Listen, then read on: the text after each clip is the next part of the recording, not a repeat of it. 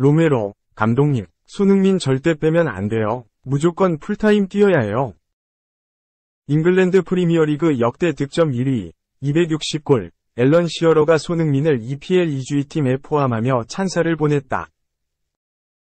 EPL은 5일, 한국 시간, 공식 소셜미디어와 홈페이지를 통해 4라운드 2주의 팀을 공개했다. 최전방에는 해트트릭 트리오 에반 퍼거슨, 브라이턴 앤 호브 알비온, 엘링 홀란, 맨체스터 시티, 손흥민이 배치됐다. 세 선수는 지난 4라운드 나란히 해트트릭을 터뜨려 팀의 승리를 안긴 바 있다. 이번 명단은 EPL 역대 득점 1위 시어러가 선정했다.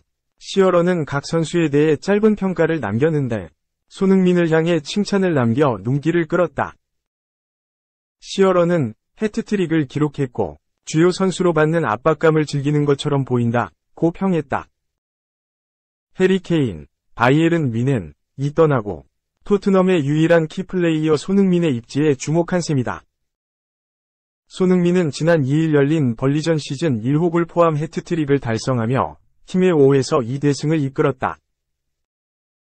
절묘한 칩슛은 물론 강력한 오른발 슈팅으로 연이어 골망을 갈랐다. 이번 득점으로 EPL 통산 106호 골 고지에 오르면서 크리스티아누 호날두 103골, 디디에 드로그바 104골을 차례로 제쳤다. 이외 토트넘 선수로는 제임스 메디슨이 포함됐다. 메디슨도 벌리전 득점포를 가동하며 리그 2경기 연속골에 성공했다. 지난 6월 말 레스터시티를 떠나 토트넘 유니폼을 입은 메디슨은 팀 적응 우려가 무색한 활약을 펼치며 일찌감치 토트넘의 핵심 자원으로 부상했다. 시어러는 메디슨에 대해 또 득점을 올렸고 놀라운 게임을 했다. 토트넘의 중원에 매끄럽게 적응했다 고 평했다. 두 선수는 앞서 영국 매체 BBC가 발표한 2주의 베스트 11에도 이름을 올린 바 있다. BBC의 전문가 가스 크룩스가 선정한 명단에서도 손흥민은 왼쪽 공격수, 메디슨 역시 왼쪽 측면 미드필더에 이름을 올렸다. BBC는 손흥민에 대해 히샬리송이 부상을 당해 벤치에 앉은 것이 토트넘에 오히려 좋은 결과를 가져왔다. 손흥민은 그를 대신해 최전방 공격수로 나서 최고 활약을 펼치며 벌리를 무너뜨렸다 고 평했다. 이어 벌리가 손흥민과 같은 선수를 상대로 높은 라인을 유지하려면 공을 보지 않고 빨리 뛸 선수가 필요하다 고 첨언했다. 메디슨에 대해선 마침내 토트넘이 공을 다룰 수 있는 선수를 찾았다. 크리스티안 에릭센 이후 그만한 선수는 없었다. 토트넘은 이전 두 감독 안토니오 콘테, 조제 모리뉴 체제에서 할 수 없었던 방식으로 플레이하고 있는 것 같다 고 찬사를 보냈다. 이어 토트넘이 우승팀이 되기에는 몇 가지 부족하다고 생각하지만 분명 올바른 방향으로 나아가고 있다 고 칭찬했다. 한편 두 선수는 일찌감치 최고의 콤비로 주목받는다. 벌리전에선 서로의 세리머니를 함께하며 팬들의 시선을 사로잡았다. 2. 손흥민은 최고의 리더, 캡틴에게 반한 토트넘 유망주. 이번 여름 토트넘에 새로 합류한 데스티니 우도지, 20가 주장 손흥민, 31을 치켜세웠다. 우도지는 4라운드 벌리와 경기가 끝나고 스퍼스 플레이를 통해 좋은 경기였다. 우리의 출발은 좋지 않았지만 팀으로서 매우 겸손했고 열심히 뛰면서 함께 결과를 만들었다. 우리는 정신적으로 강했다. 좋은 축구를 한다는 자신감을 가질 때 우리는 더욱 발전해야 한다 라고 말문을 열었다. 이어 주장 손흥민에 대해 손흥민은 놀라운 선수다.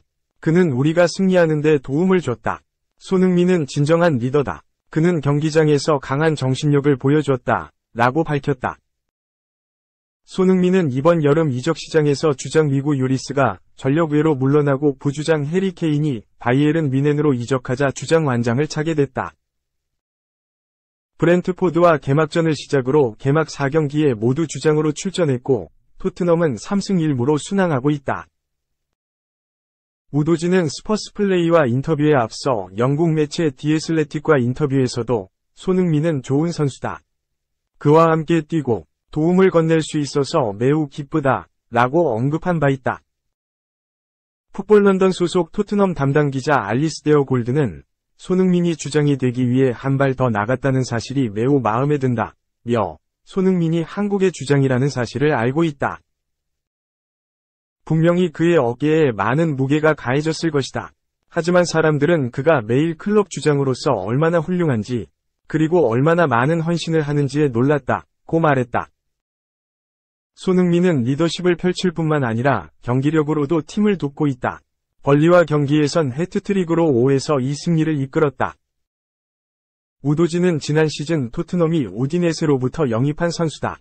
파비오 파라티치 전 스포츠 디렉터가 우도지의 잠재력을 알아보고 영입을 추진했다. 다만 출전 경험을 쌓기 위해 지난 시즌 토트넘 이적 후 원 소속팀 우디네세로 다시 임대됐다. 우디네세에서 주전 풀백으로 한 시즌을 보낸 뒤 이번 시즌 토트넘 선수단에 합류했다. 어린 나이에도 불구하고 세리에 A에서 주전 풀백으로 정착했던 우도지는 이반 페리시치 등을 밀어내고 엔제 포스테코글루 감독이 선택한 주전 왼쪽 풀백으로 자리 잡았다. 프리미어리그 개막 4경기에 모두 손흥민과 함께 선발 출전했다. 3. 밥 먹듯이 지각하던 메뉴 1200억 재능. 모두가 외면, 커리어 최대 위기 봉착. 메뉴 측면 공격수 제이든 산초의 설 자리가 점차 좁아지고 있다. 에릭 테나흐 메뉴 감독은 3일 아스널과 2023에서 2024 시즌 잉글랜드 프리미어리그 EPL 4라운드에서 산초를 명단 제외한 뒤 그 이유에 대해 훈련성과 부족을 꼽았다. 부상이 아닌 실력 문제로 산초를 아스널 원정에 동행하지 않았다. 공개적인 경고 메시지였다. 지난해 스탠스와는 사뭇 달랐다. 테나흐 감독은 산초의 폼이 좀채 올라오지 않자 선수를 네덜란드 아마추어 클럽인 OJC 로스말렌으로 보내 8주간 개인 훈련을 시키는 등 배려했다. 이를 통해 산초는 1월 말 팀에 복귀해 리즈, 레스터시티, 토트넘, 풀럼 등을 상대로 득점하는 등 이름값에 걸맞은 활약을 펼쳤다. 메뉴는 2021년 여름 도르트문트의 이적료 8,500만 유로, 약 1,200억 원을 주고 산초를 영입했다. 하지만 새 시즌 개막 후 테나흐 감독은 산초를 더 이상 애정어린 눈빛으로 바라보지 않는 것으로 보인다. 메뉴 역시 산초의 미래를 의심하고 있다. 지난 여름 이적료 4,500만 파운드 정도의 제안이 온다면 떠나보낼 준비가 되어 있었다. 첼시가 산초 영입에 관심을 보였다. 하지만 데일리 메일 보도에 따르면 첼시는 산초의 마인드에 대한 정보를 접한 뒤 맨시티의 콜 팔머 영입으로 선회했다. 산초는 잉글랜드 청소년 대표 시절부터 잦은 지각과 돌발 행동, 선발 제외 시 뾰로통한 표정을 지으며 팀 분위기를 흐린다는 문제를 안고 있었다. 도르트문트에서 수차례 벌금 징계를 받고 가레스 사우스게이트 잉글랜드 감독이 산초를 중용하지 않는 이유였다. 도르트문트 팀 동료인 엠레자는 산초가 더 스마트해져야 하고 주변인들이 올바른 길로 인도해야 한다고 말했었다. 하지만 23세가 된 산초는 모두가 외면하는 선수로 전락한 것처럼 보인다. 산초는 테나흐 감독의 공개 발언 직후 SNS에 명단 제외에 다른 이유가 있을 것이라고 항명하면서 돌아올 수 없는 강을 건넜다. 메뉴와 산초의 계약 기간은 2026년 여름까지다. 4. 기아 20세 150km 라이징 스타의 실현, 11지 연속 비자책, 특급 제로맨 부활 에이지 청신호. 알고 보면 8월부터 11경기 연속 비자책이다. 이 기간 1실점이 전부다. 기아 좌완 셋업맨 최지민, 22특급 제로맨으로 돌아왔다. 최지민은 올해 KBO 리그에서 기량이 가장 발전한 불펜 투수 중 한 명이다.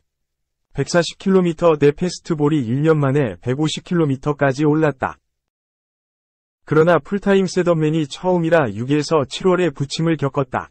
실제 4월 평균 자책점 2.19에 피안타율 0.244, 5월 평균 자책점 0에 피안타율 0.146, 6월 평균 자책점 3.18에 피안타율 0.190이었다.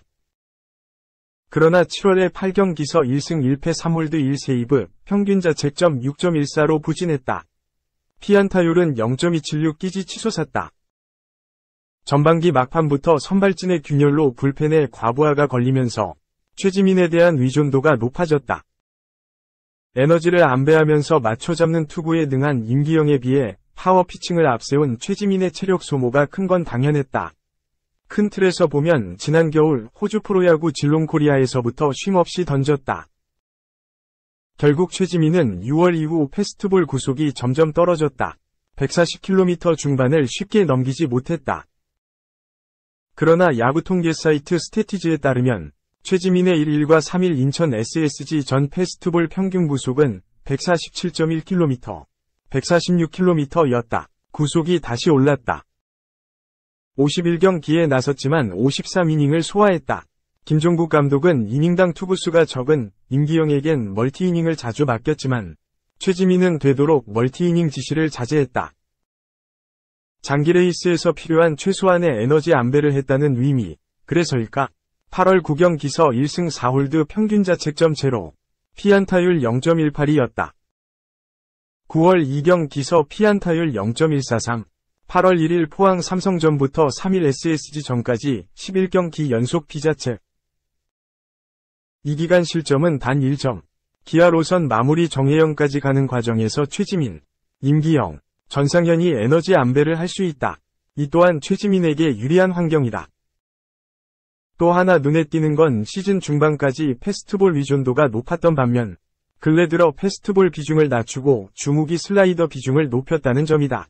일시적일 수 있지만 패스트볼만 많이 구사하는 게 능사는 아니다. 포수 김태구는 직구든 변화구든 네모칸, 스트라이크 존에 많이 넣는 게 공격적인 투구라고 했다.